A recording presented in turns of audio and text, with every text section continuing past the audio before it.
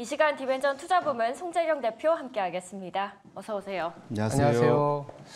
오늘은 좀 그 한바탕 시장을 공포로 몰아넣었던 엔캐리 트레이드에 대해서 좀 자세히 다뤄봐야 될 것 같습니다. 조금은 잠잠해진 것 같은데 엔캐리 트레이드 여전히 불안합니다. 이게 사실 왜 이런 일이 일어났는지 그 배경을 자세히 살펴보고 우리가 좀 대응을 해야 될 것 같아요. 맞습니다. 말도 많고 탈도 많고 네.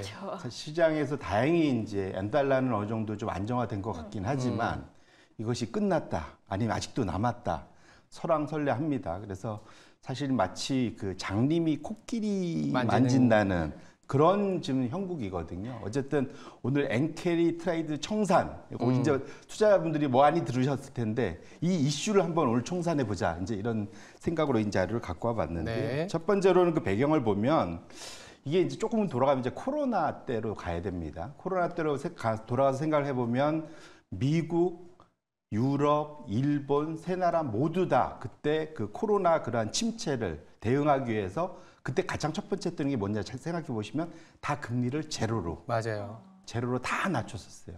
그렇게 하고 또 재정 정책할 수 있는 재정을 엄청 투입하고 이 두 가지로 경기를 엄청나게 부양을 시켰었는데 그러다 보니까 그 후과로 나타났던 것이 2022년부터의 공격적인 그런 인플레이션 급등 현상. 그러다 보니까 2022년부터 그 다음에 대응했던 게 뭐냐면 미국하고 유럽은 인플레이션과의 전쟁을 하기 위해서 금리를 본격적으로 올리기 시작했다는 거죠. 문제는 이때 일본은 다른 길을 갔다는 겁니다. 미국은 인플레와의 전쟁, 유럽 인플레와의 전쟁 때문에 금리를 올리는데 오히려 일본은 인플레가 올라가기를 원했어요.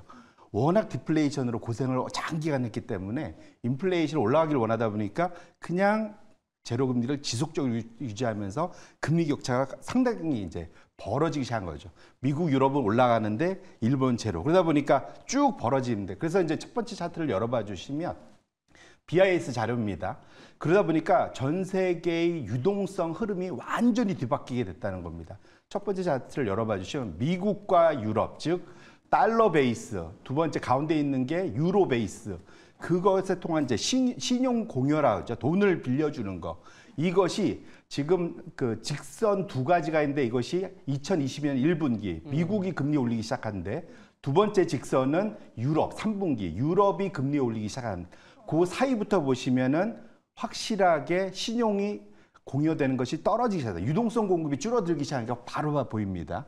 반면에 맨 오른쪽 차트 그때부터 일본 엔화 베이스의 신용 공여가 본격적으로 늘어나는 걸 보실 수 있습니다. 양쪽으로 완전히 갈라지죠. 결론적으로는 지금 이 코로나 직후 물가와의 전쟁에서 두 지역이 미국, 유럽과 일본과의 서로 다른 그 금리 정책 차이가 글로벌 유동성을 공급하는 시장에서의 그러한 격차로 벌어지면서 엔화 베이스로 돈을 빌리는 일이 엄청나게 늘어났던 것. 이것 자체가 이런 엔캐리 트레이드 청산이 벌어질 수 있는 단초를 그 시작점이 됐다는 걸 일단 명심할 필요가 있을 것 같습니다. 그 배경에 대해서 저희가 알아봤습니다. 엔캐리 트레이드 청산 됐다, 다 됐다, 아니다, 아직 남았다. 월가 안에서도 보면 이코노미스트마다 의견이 분분합니다. 그리고 앞으로 청산될 물량이 있다면 여기에 따른 시장 충격 전망 또한 엇갈리고 있는데요. 네. 그래서 대표님, 정답이 뭔가요? 이게 있지만 그때그때 달라요. 그때그때 달라요. 이게 쉬우면 너무 좋겠죠. 그렇죠. 예. 근데 아까 제가 모두 이런 말씀드렸잖아요. 장님이 코끼리 만지듯이 하다. 자기가 만진 부분이 다 맞다고 지금 얘기하고 있거든요. 그래서 이거 전체 그림을 그려보려면 뭘 봐야 되는지를 알아야 되는데요. 제가 아까 BIS 자료 갖고 왔는데 BIS에 우리나라를 대표하는 훌륭한 이코노미스트가 계십니다. 신현송 박사님이라고 이제 조사국장까지 지내시고 지금 이제는 고문으로서 이제 활동을 하고 계신 분인데 이분이 지난 주말 동안에 아주 강력한 의견을 한번 내주셨습니다. 이 엔캐리 트레이드 청산에 대해서 이 규모에 대해서 BIS에 어마어마한 질문이 좀 들어오고 있나 봐요. 그러다 보니까 이분이 아예 트윗에 한번 이걸 쫙 올려주셨습니다. 그러니까 그분이 얘기하는 걸로 보면 총 한 3가지로 나눌 수 있는데 첫 번째로는 진짜 엔화로 된 순수한 대출, 그러니까 은행에 따지면 은행 대차대조표에 자산으로 잡혀 있겠죠. 예. 이 규모는 사실 생각보다 적습니다.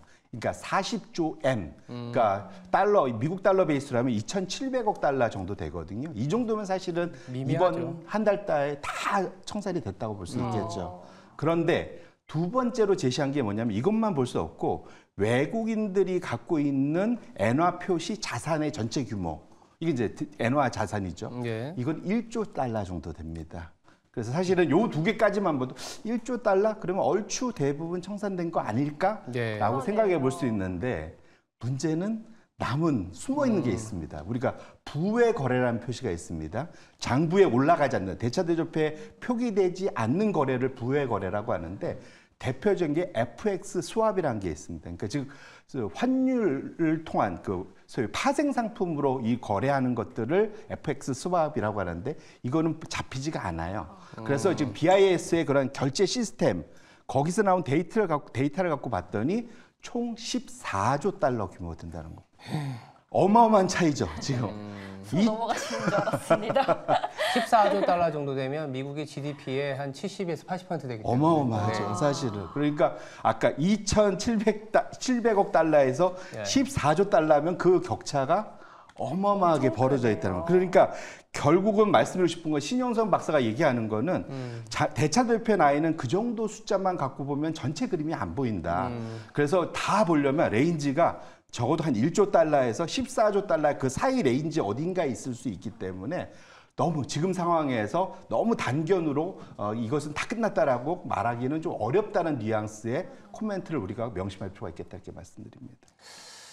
아, 뭐 사실 1조에서 14조로 하면은 그냥 장님이 코끼리 만지고 있다 이렇게 봐야 될 것 같은데 이게 사실 엔캐리 트레이드라는 게 사실 캐리 트레이드는 채권 간의 거래이기 때문에 엔캐리 청산이라고 해서 주식이 반드시 빠지고 이런 건 아닙니다만 캐리 트레이드에 대한 배경을 잘 보면 이런 거죠. 저성장 자산을 숏치고 고성장 자산을 롱하는. 이렇다면 엔화를 숏치고 빅테크를 롱하는 그런 과정이다 보니까 엔화가 강해졌을 때 빅테크의 변동성이 심해졌었거든요. 근데 이 기간이 굉장히 길었잖아요. 그래서 소위 말하는 엔캐리 트레이드로 인한 수익률이 굉장히 좋았다. 이 부분이 문제였었던 것 같아요. 맞습니다. 이게 소위 말하는 이제 우리가 그 교과서에 표현하면 공짜 점심이라죠. 그렇죠. 프리런치. 네.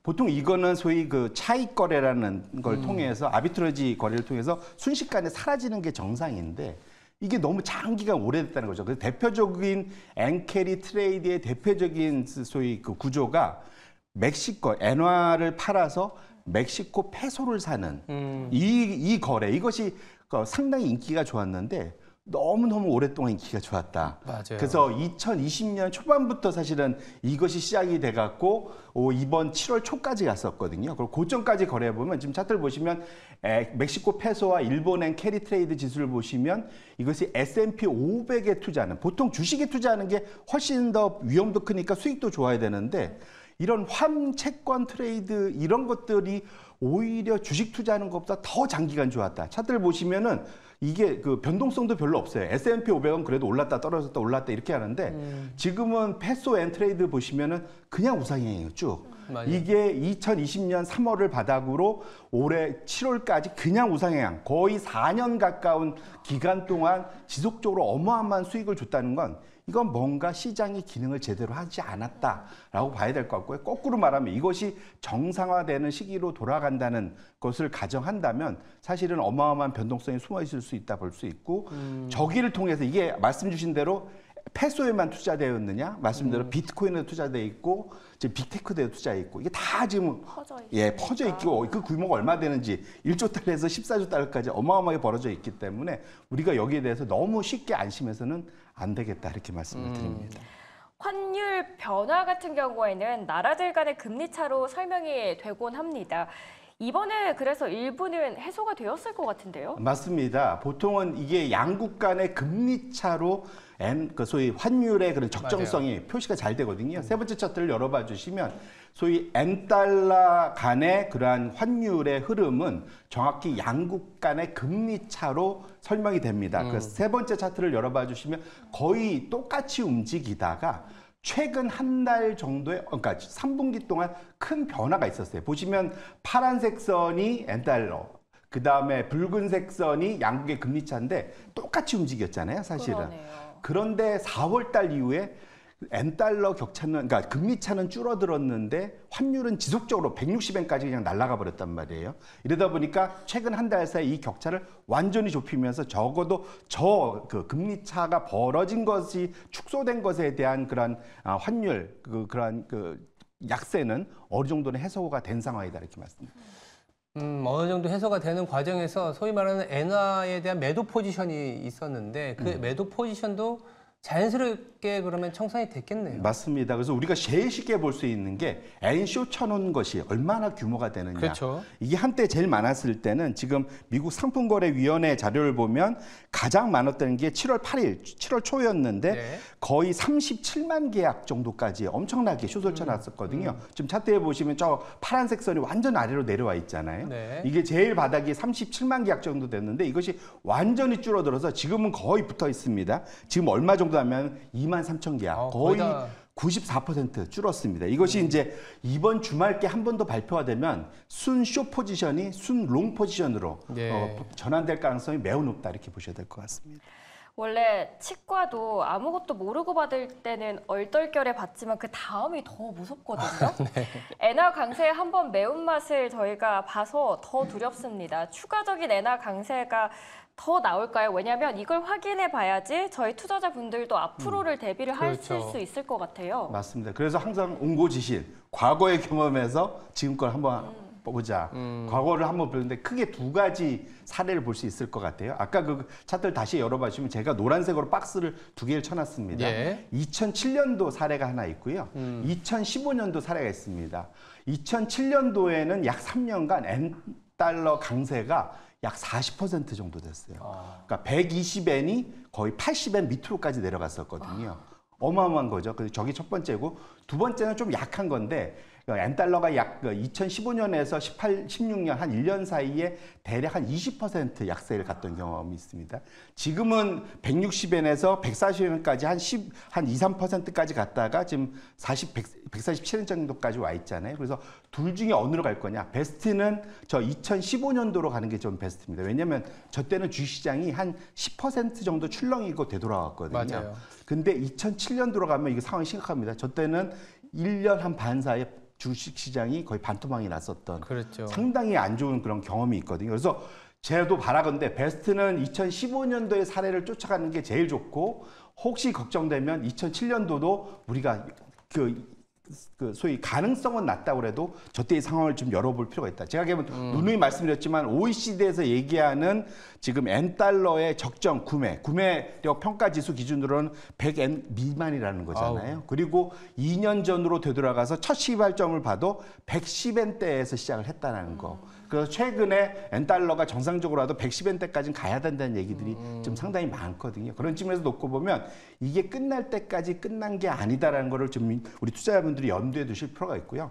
추가적인 엔화 강세를 원하는 미국, 저강하게 일본 국민들의 그런 염원들이 있기 때문에 우리 투자자분들은 엔캐리 트레이드에 대해서 엔화 그런 흐름에 대해서 지속적으로 열심히 살펴볼 필요가 있겠다 이렇게 말씀드립니다. 네. 네, 엔화 강세의 매운맛에 다시 데이지 않기 위해서는 또한 대비가 필요해 보입니다.